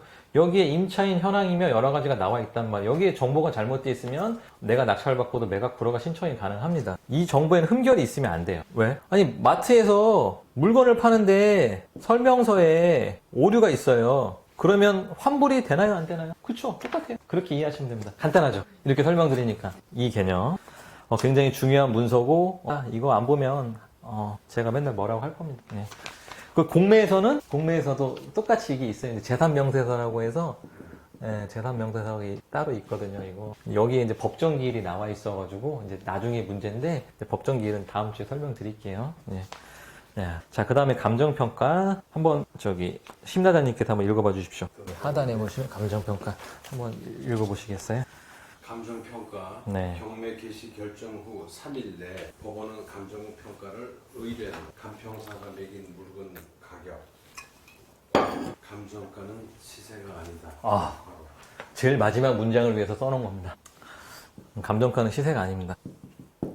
그리고 이제 법원 경매 물건 보면은 이제 사건 번호라는 게 존재하잖아요. 뭐 2023 타경, 뭐 1, 2, 3, 4, 5 이런 식으로 사건 번호가 있는데 이건 물건이 시작된 연도수 구조고요. 이거는 이제 물건 번호죠. 주민번호처럼. 감정평가 시점이 되게 중요하거든요. 이게 좀 센스가 있는 분들이 잘 아시는 건데 이 사건 번호만 보고도 와 이거 관심 많이 가져야겠다라고 생각이 들 때가 있어요. 뭐 이를테면 2022년도 타격 물건이라고 예를 들게요. 뭐 만약에 2022년도에 엄청난 하락장이었습니다. 예를 들어서. 근데 지금 현재 만약 2024년도라고 칠게요. 예를 들어. 근데 22년도에 하락장이었는데 2022 타격 사건이 24년도에 떠요. 그러면 어떻게 해야 될까요? 이때 엄청 하락장이었어요. 그럼 어떻게 해야 될까요? 한번 개념적으로 한번 생각을 해보시죠. 이때 엄청난 하락장이었고 지금 24년인데 이 물건이 뜬 걸 딱 확인이 됐어요. 그러면 이제 투자자 입장에서 어떻게 해야 될까요? 저평가됐기 때문에 그 감정가를 높게 생각하고 또 입찰을 할 때도 요거는 지금 감정가로만 보지 말고 그 감춰진 실제 값어치를 올려서 입찰을 해야 돼. 개념을 비슷하게 말씀하셨어요. 하락장이니까 이때는 뭐 얘네가 시세가 이만큼이었으면 감평사는 한 이 정도에 잡아주잖아요. 근데 이때 하락장이었으면 이 자체도 낮단 말이에요. 그쵸? 그러니까 지금 만약 이만큼이라고 하면은 이 물건을 뭐 시세조사를 안 해도 대충 아는 거예요. 그러면 이거는 100%대 들어가야 될 물건일까요? 아닐까요? 그렇죠. 근데 인간의 심리적으로 참 우리가 재밌는 게 뭐냐면 한번 유찰돼야지 꼭 관심을 가져. 이거 경매 물건 검색할 때도 필터링은 대부분 어떻게 고르시냐면 1회 유찰, 2회 유찰 이렇게 체크 해가지고 그리고 검색하거든요. 그러면 안 돼요. 그럼 돈 많이 벌기 힘들어요. 네. 자, 어떤 건지 이해되셨죠? 근데 이거를 이해하고 하는 거랑 사건 번호 띡 강사가 얘기해가지고 외우라고 하는 거랑 달라요. 그래서 제가 아까 처음에 말씀드렸던 거 어떤 전문가가 돼야 된다? 어떤 전문가? 그렇죠. 그 지역 히스토리 아시면 이거 내가 말 안 해도 나는 몰라도 초롱님은 아실 수 있잖아요. 내가 잘 아는 지역에 이 사건 번호 떴어요. 그러면 남들보다 빠르시겠죠. 네. 그리고 100% 넘어서 받았다고 해서 후회할까요? 아니 편안하게 하긴. 그렇죠. 근데 아무것도 모르는 사람들, 그 상황을 모르는 사람 입장에서 야 무슨 경매하는데 100% 넘어서 받아가 저런 바보가 진짜 천치다. 모르면 그럴 수 있어요. 근데 알고 들어가면 경쟁률도 적고 수익도 더 본다. 근데 사람이 재밌는 게 1회 유찰 이런 물건들 있잖아요. 다 1회 유찰시키고요. 결국 어떻게 받아가는 줄 아세요? 110% 이렇게 받아가요. 재밌죠? 그럼 100%대에 와서 무혈입찰 해가지고 한 100만 원만 혹시 모르니까 나 같은 사람 또 있을 수도 있잖아요. 나 같은 사람 있을 수 있으니까 한 100만 원만 더 쓰는 거예요. 그러면 그러면 저기 네. 110%라는 게 나중에 아는 사람이 와서 이렇게 쓴다. 아니요, 그 사람들의 관심이 그때서부터 갖는 거예요. 그러니까 이제 처음에 그렇죠. 유치 안 됐을 땐 사람들이 별로 안 본다니까요. 아예 물건을 안 봐. 그 1페이지만 보면 그거에 대한 전문가 지역을 잘하는 전문가잖아요. 오늘 제가 사실 들은 말이 아니에요. 선생님이 묻고 답하는 과정 중에 이건 저절로 이해되는 거예요. 내가 어디서 책에서 보고 한 얘기가 아니에요. 근데 이 개념만 이해하시라고. 바로 답이 나오는 거야. 그래서 지역의 전문가. 지금 좋잖아, 재밌잖아. 결. 시작도 끝도 결이 있으면 성공한다. 인간의 결도 마찬가지예요. 어떤 길을 걸어가는 일에 결에 맞춰서 꾸준히 가야지. 여기 갔다가 아니네 저기 갔다가. 이 사람은 경력이 쌓이지 않아요. 다양하게 스토리텔링을 할 수 있겠죠. 그 만담꾼 재질이 있다면. 근데 크게 성공은 못해. 저도 제 주변에 돈 좀 버는 애들 보면 다 10년, 15년 한 애들이에요. 뭘 하든지. 어쨌든 그 결, 지역의 전문가. 이제 조금 감이 오시죠. 그래서 감정평가 이것도 이해하는 게 중요하고 지역만 알아도 내가 들어갈 때 남들보다 수월하게 센스 있게 간다. 그래서 다 하려고 하지 말고 국지적으로 처음에는 보는 게 좋고 이 0점이 조준이 되면 그 다음에 다양한 지역을 쏘시면 돼요. 그렇게 가시는 거예요. 타겟팅으로. 자, 그 다음에 최저가. 법원에서 이제 입찰 들어갈 때 최저 매각 가격이라는 게 있죠. 100%대는 100%가 최저 매각 가격이에요. 그죠? 그럼 한 번 유찰되면 이제 20% 30% 떨어지잖아요. 근데 뭐 1억짜리가 한 번 유찰돼서 만약에 서울이면 8천으로 시작되잖아요. 근데 내가 7,500으로 썼어요. 낙찰 받았어요. 이거 돼요? 안 돼? 안 되잖아. 최저가로 해야 되는 거 그렇죠. 이상으로. 네, 8천은 써야지 인정을 해주는 거예요. 그래서 최저가라는 건 그런 개념이다. 그리고 유찰되면 한 번씩 가격이 떨어지죠. 왜? 아무도 안 왔으니까, 안 찾으니까 가격을 내려줘서 사람들이 관심을 갖는 거죠. 그래서 사람들이 가장 관심이 많은 게 보통 2회 유찰입니다. 제일 경쟁이 빡세요. 3회 이상 넘어간다? 그럼 어떤 걸까요? 이거는 문제예요. 맞습니다. 3회 이상이면 대부분 하재가 있는 거예요. 뭐 서울권이 아니면 49%잖아요. 3번 떨어지면 70%에 또 70% 하시면 49%잖아요. 반 가격까지 떨어졌다. 그럼 상당히 문제가 있는 거죠. 그런 건 초보 때는 안 보셔도 돼요. 근데 이걸 또 풀어가는 게 그렇죠. 실력이 돈으로 치환될 수 있습니다. 초보자는 위험을 어떻게 해야 되죠? 초보 때는 피해야지. 그렇죠. 실력자가 되면 위험을 감수한다. 그렇죠. 감수라는 건 좋은 멋있는 말로 했지. 위험을 내가 제거해버려. 내가 알고 나는 이거 위험을 정확하게 알아요. 이 문턱이 누구에게는 이게 1m인지 이 문턱이 2m인지 아무도 몰라. 근데 내가 잘 알아. 이 문턱의 높이는 정확하게 75cm다 임마. 그럼 나는 80cm만 쓰면 되거든요. 이게 실력. 이제 앞으로 이제 나아가실 건데 그만큼 저 계산이 제일 어려울 텐데. 근데 하다 보면 돼요. 왜 될까요? 시세라는 게 있으니까. 시세라는 게 있으니까. 자, 유찰은 한 번씩 떨어졌을 때 20, 30%. 근저당권은 이제 담보대출 경험이 있으시니까 금융기관에 돈을 빌려주면서 설정하는 담보권이고요. 채권 최고액은 채권 최고액도 알고 계셔야 돼. 초롱님 한번 읽어보세요. 실제 대출금보다 여유 있게 설정된 상한 금액. 뭐 이를테면 내가 담보대출 1억을 빌립니다. 그럼 채권 최고액은 보통 120%인 1억 2천이 설정이 됩니다. 왜 그럴까요? 은행에서 왜 채권 최고액을 설정할까요? 들었어요. 그 경매 나중에 넘어갔을 때 비용 이런 거 해서 이자 이런 그렇죠. 거 해서 은행은 무슨 짓을 해도 얘네들은 손해를. 그렇죠. 어떤 상황이 돼도 그 말은 돈을 번다. 자본주의 시장에서는 은행은 언제나 어떻게든 돈을 벌어요. 근데 제가 엊그저께 본 물건은 그 금융기관도 버린 물건 그거는 이제 으로 해석이 되나? 네. 근데 이 채권 최고액을 공부를 알고 계셔야 되는 이유가 뭐냐면 이 볼륨이 있잖아요. 2천만 원. 이 2천만 원이 이제 NPL이라고 해서 이제 부실 채권 아까치 은행에서 포기한 것들 있잖아요. 이제 부실 채권도 시장에 있습니다. 채권도 계속 거래가 돼요. 근데 요거까지 이제 나중에 이제 우리가 언젠가 강의를 하겠죠. 제가 알려드리겠죠. 옛날에 10%면 들어갔으면 지금은 안 된다고 하더라고요. 30% 정도는 필요하다고 하더라고요. 금리도 많이 올랐고. 한도액도 줄고 개인이 NPL을 살 수는 없어요. 대부회사 같은 회사를 통해서 사야 돼요. 근데 이것도 수익을 볼 수 있다. 왜? 이 2천만 원의 갭에서 비과세로 설정이 가능해요. 내가 양도세가 없어요. NPL 양도세가 없기 때문에 보통 이 차액이 2천만 원을 가져가면 우리가 세금을 내잖아요. 그래서 내가 가져가는 금액에서는 양도세라는 개념 자체가 없어요. 채법에서 그런 개념으로 들어가지 않아요. 부실채권. 나중에 이제 공부 더 하실 거지만 그치만 만약에 1억 2천 이 채권 최고액보다 이자가 더 붙어서 1억 3천이 됐다 못 받아요. 1억 2천까지만 받는 거예요. 한도액입니다. 그리고 이제 말소 기준 권리 정말 중요한 단어죠. 한번 읽어보시겠어요? 말소 기준 권리. 경매 후 말소되는 권리의 기준이 되는 권리. 이 모든 건 기준이라는 게 있죠. 사람마다 선이 있듯이 어렸을 때 체육 시간에 선생님이 있죠. 야 기준 하면 쭈루루루루 올려가지고 애들 뚜루루루루 줄을 쓰죠. 말소 기준 권리라는 건 그냥 도미노예요. 그냥 얘부터 다 쓰러집니다. 다 쓰러져요. 그 기준이 되는 것이 말소 기준 권리다. 경락자금 대출은 낙찰 후에 이제 담보대출과 똑같은 거죠. 잔금 납부로 해서 담보대출을 받는 거고 이제 명도라는 건 부동산을 실제로 넘겨받는 과정입니다. 마트에서 물건을 파는데 물건을 안 줘요. 그 과정을 우리가 처리를 해야 된다. 점유자를 정리하는 것, 그걸 명도라고 하고요. 소멸과 인수라는 단어도 자주 나오죠. 소멸, 한번 읽어보세요. 경매 후 사라지는 권리. 인수, 낙찰자가 떠안는 권리. 네, 곧 돈입니다. 대항력도 중요하죠. 대항력 한번 읽어봐 주세요. 전입 네. 읽으시네. 예, 전입과 인도 후 다음 날 0시에 발생. 후순위 제3자에게 기간, 보증금 반환 주장 가능. 굉장히 중요한 단어. 대항력. 와, 이거 진짜 중요한 단어죠.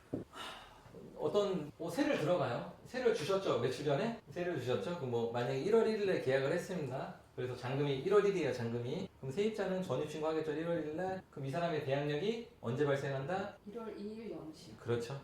이 대항력이라는 게 제3자에게 어떤 거를 주장할 수 있다? 첫 번째, 보증금 받는. 그래서 보증금, 돈에 대해서. 두 번째, 거주. 어떤 걸 주장할 수 있다? 제3자한테 보증금과 두 번째, 우리가 계약을 하면 계약? 기간이요. 그렇죠. 네. 이 두 가지를 주장할 수 있는 게 대항력이다. 누구한테? 후순위 권리자한테. 선순위는 안 돼요. 후순위 권리자한테. 그래서 어른들이 옛날부터 그렇게 집을 계약하면 대출 없는 집에 가야 된다. 대출 없는 집을 계약해야 된다고 얘기하는 게 바로 후순위 권리자가 되지 말라는 얘기입니다. 선순위 권리자가 되기 위해서 대출 없는 집을 가라 라고 하는 게 이래서 그러는 거예요.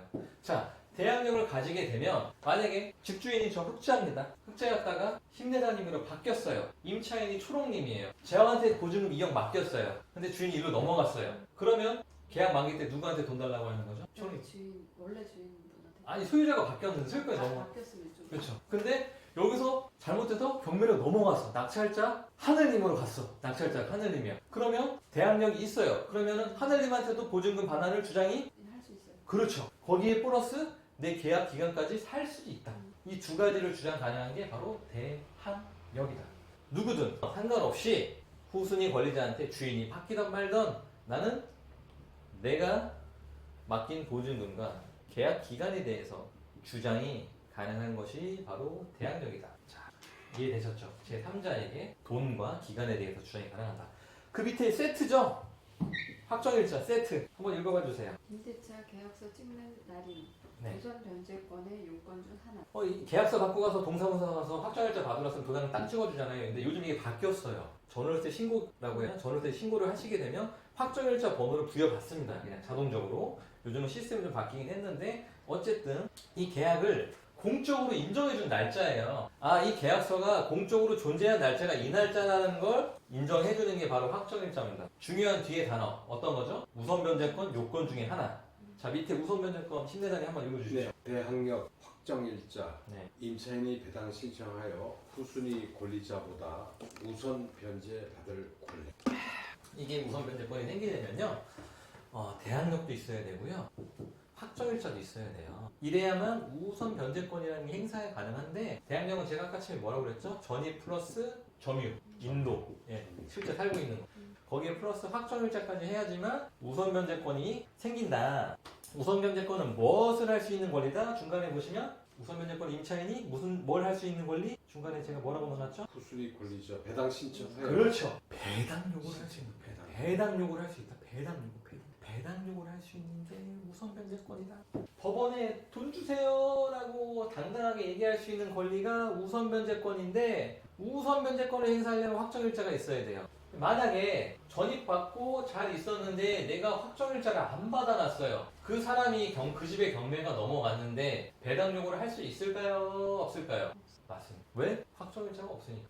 그래서 어른들이 전입신고하고 확정일자 꼭 받아라. 전입신고하고 확정일자 꼭 받아라는 게 다 이렇게 다 연동이 되어 있는 내용입니다. 이제 우선 변제권에 대해 조금 감이 오셨죠. 요걸로 인해서 권리분석의 사고가 나기도 해요. 제가 그 책자에도 넣어놨지만 자, 배당 요구는 정당한 채권자가 경락 자금에 대해서 법원에 변제 청구를 하는 것을 배당 요구라고 하죠. 경매 개시 결정 아까 처음에 제가 말씀드렸죠. 법원이 채무자의 부동산에 대해서 경매가 시작됐다는 거. 알리는 결정. 그것이 경매 개시 결정이고요. 인도명령. 이거 되게 중요해요. 이거 한번 힘내서 읽어봐 주십시오. 인도명령. 네. 낙찰자 대금 납부 후 6개월 내에 신청하면 부동산을 낙찰자에게 인도하라는 취지의 재판 결과. 네. 여기서 중요한 건 6개월입니다. 6개월 넘어가면 그 사람 뭘로 넘어갈까요? 명도 소송으로 가셔야 돼요. 그래서 돈 내고 나서 간혹 가다가 좀 한 3개월만 더 살게 해주세요라고 하고 명도 협의 그냥 자동적으로 해놨는데 3개월 뒤에 이 사람 잠수 타버렸어요. 근데 또 뭔가 하려고 강제 집행 신청하려고 했을 때마다 연락이 와. 죄송합니다. 제가 뭐 병원에 입원해서 급한 아주 위중한 병이 생겨서 사정을 좀 한 달만 더 봐주십시오. 이렇게 질질 끌리다 6개월을 걸렸어. 그 다음에 인도면허 신청을 해도 받아들여지지가 않아요. 명도 소송하셔요. 그러니까 맨 처음에는 우리가 그냥 대화로 풀어서 안 되면은 네. 그 다음에 인도 명령이고 그 다음에 소송이에요? 그렇죠. 세 가지가 있어요? 네. 근데 이제 자진 명도가 제일 중요한데 자진 명도 신청할 때도 인도 명령을 바로 신청하는 거예요. 무기는 들고 해야죠. 협상을 할 때 무기가 없이 협상을 하는 건 애원이 됩니다. 그 애원이. 인도 명령이랑 소송이랑 무슨 차이가 있어요? 인도 명령 차이가 많이 나죠. 변호사를 사가지고 소송을 해서 소장을 접수해야 되잖아요. 인도명령은 그냥 신청하라고 판사님이 결정문을 땅땅땅 내려주는 거예요. 판결문하고 똑같은 거예요. 그럼 빨리 해야 되겠네요. 당연하죠. 그래서 대금 납부할 때 같이 합니다. 보통 같이 들어가면서 자진명도 협상을 같이 하는 거예요. 인도명령 투트랙으로 가는 거예요. 그리고 인도 명령을 이제 했는데 만약에 안 나오면 어떻게 돼요? 강제 집행해야죠. 강제 집행. 강제 집행까지도 안 가요. 강제 집행도 그냥 되는 게 아니에요. 송달 증명원 받고 신청하면 받아들여지면 집행관이랑 같이 일정 절차가 지난 다음에 손 붙잡고 계고라는 걸 가요. 야, 이거 안 나가면 당신이 이제 쫓겨날 수 있어요 라고 가서 문 따가지고 스티커 같은 거 붙여놓거든요, 집안에. 보통 그 정도 단계 가면 그냥 다 협상으로 끝나죠. 거기서도 버티면 강제 집행까지 넘어가는 겁니다. 근데 넘어가는 케이스도 있지만 대부분 그렇지 않죠. 대부분은 이렇게 강하게 나오셔도 계고까지 가면 다 마무리가 된다. 그래서 6개월이라는 게 가장 중요해요. 그걸 꼭 기억하시고 현황조사서 같은 경우에는 마트에서 물건 진열할 때 설명서를 해야겠죠. 그때 집행관을 내보내서 현장 방문해서 작성한 부동산 보고서입니다. 여기에는 임대차 현황뿐만이 아니라 여러 가지 내용들, 스펙들 다 있어요. 네, 그런 것들을 법원 경매 정보 사이트에 가면 다 확인이 가능하세요. 무료로 확인이 가능해요. 대부분의 유료 사이트들은 그 정보를 크롤링 해가지고 끌어온 거예요. 경매 정보지는. 근데 보기가 편하니까 하는 거죠. 거기에 이제 말소 기준 권리, 배당 이런 것까지 다 해석이 돼 있으니까 편하니까 하는 거고 어차피 그거 쓰시긴 해야 되는데 알고 있는 것과 모르고 있는 것은 하늘과 그렇죠. 자, 그럼 이번 주 권리분석 강의 조금 빠지긴 했지만 보강을 하도록 할게요. 그래서 오늘 강의는 여기까지 하는 걸로 하겠습니다. 고맙습니다.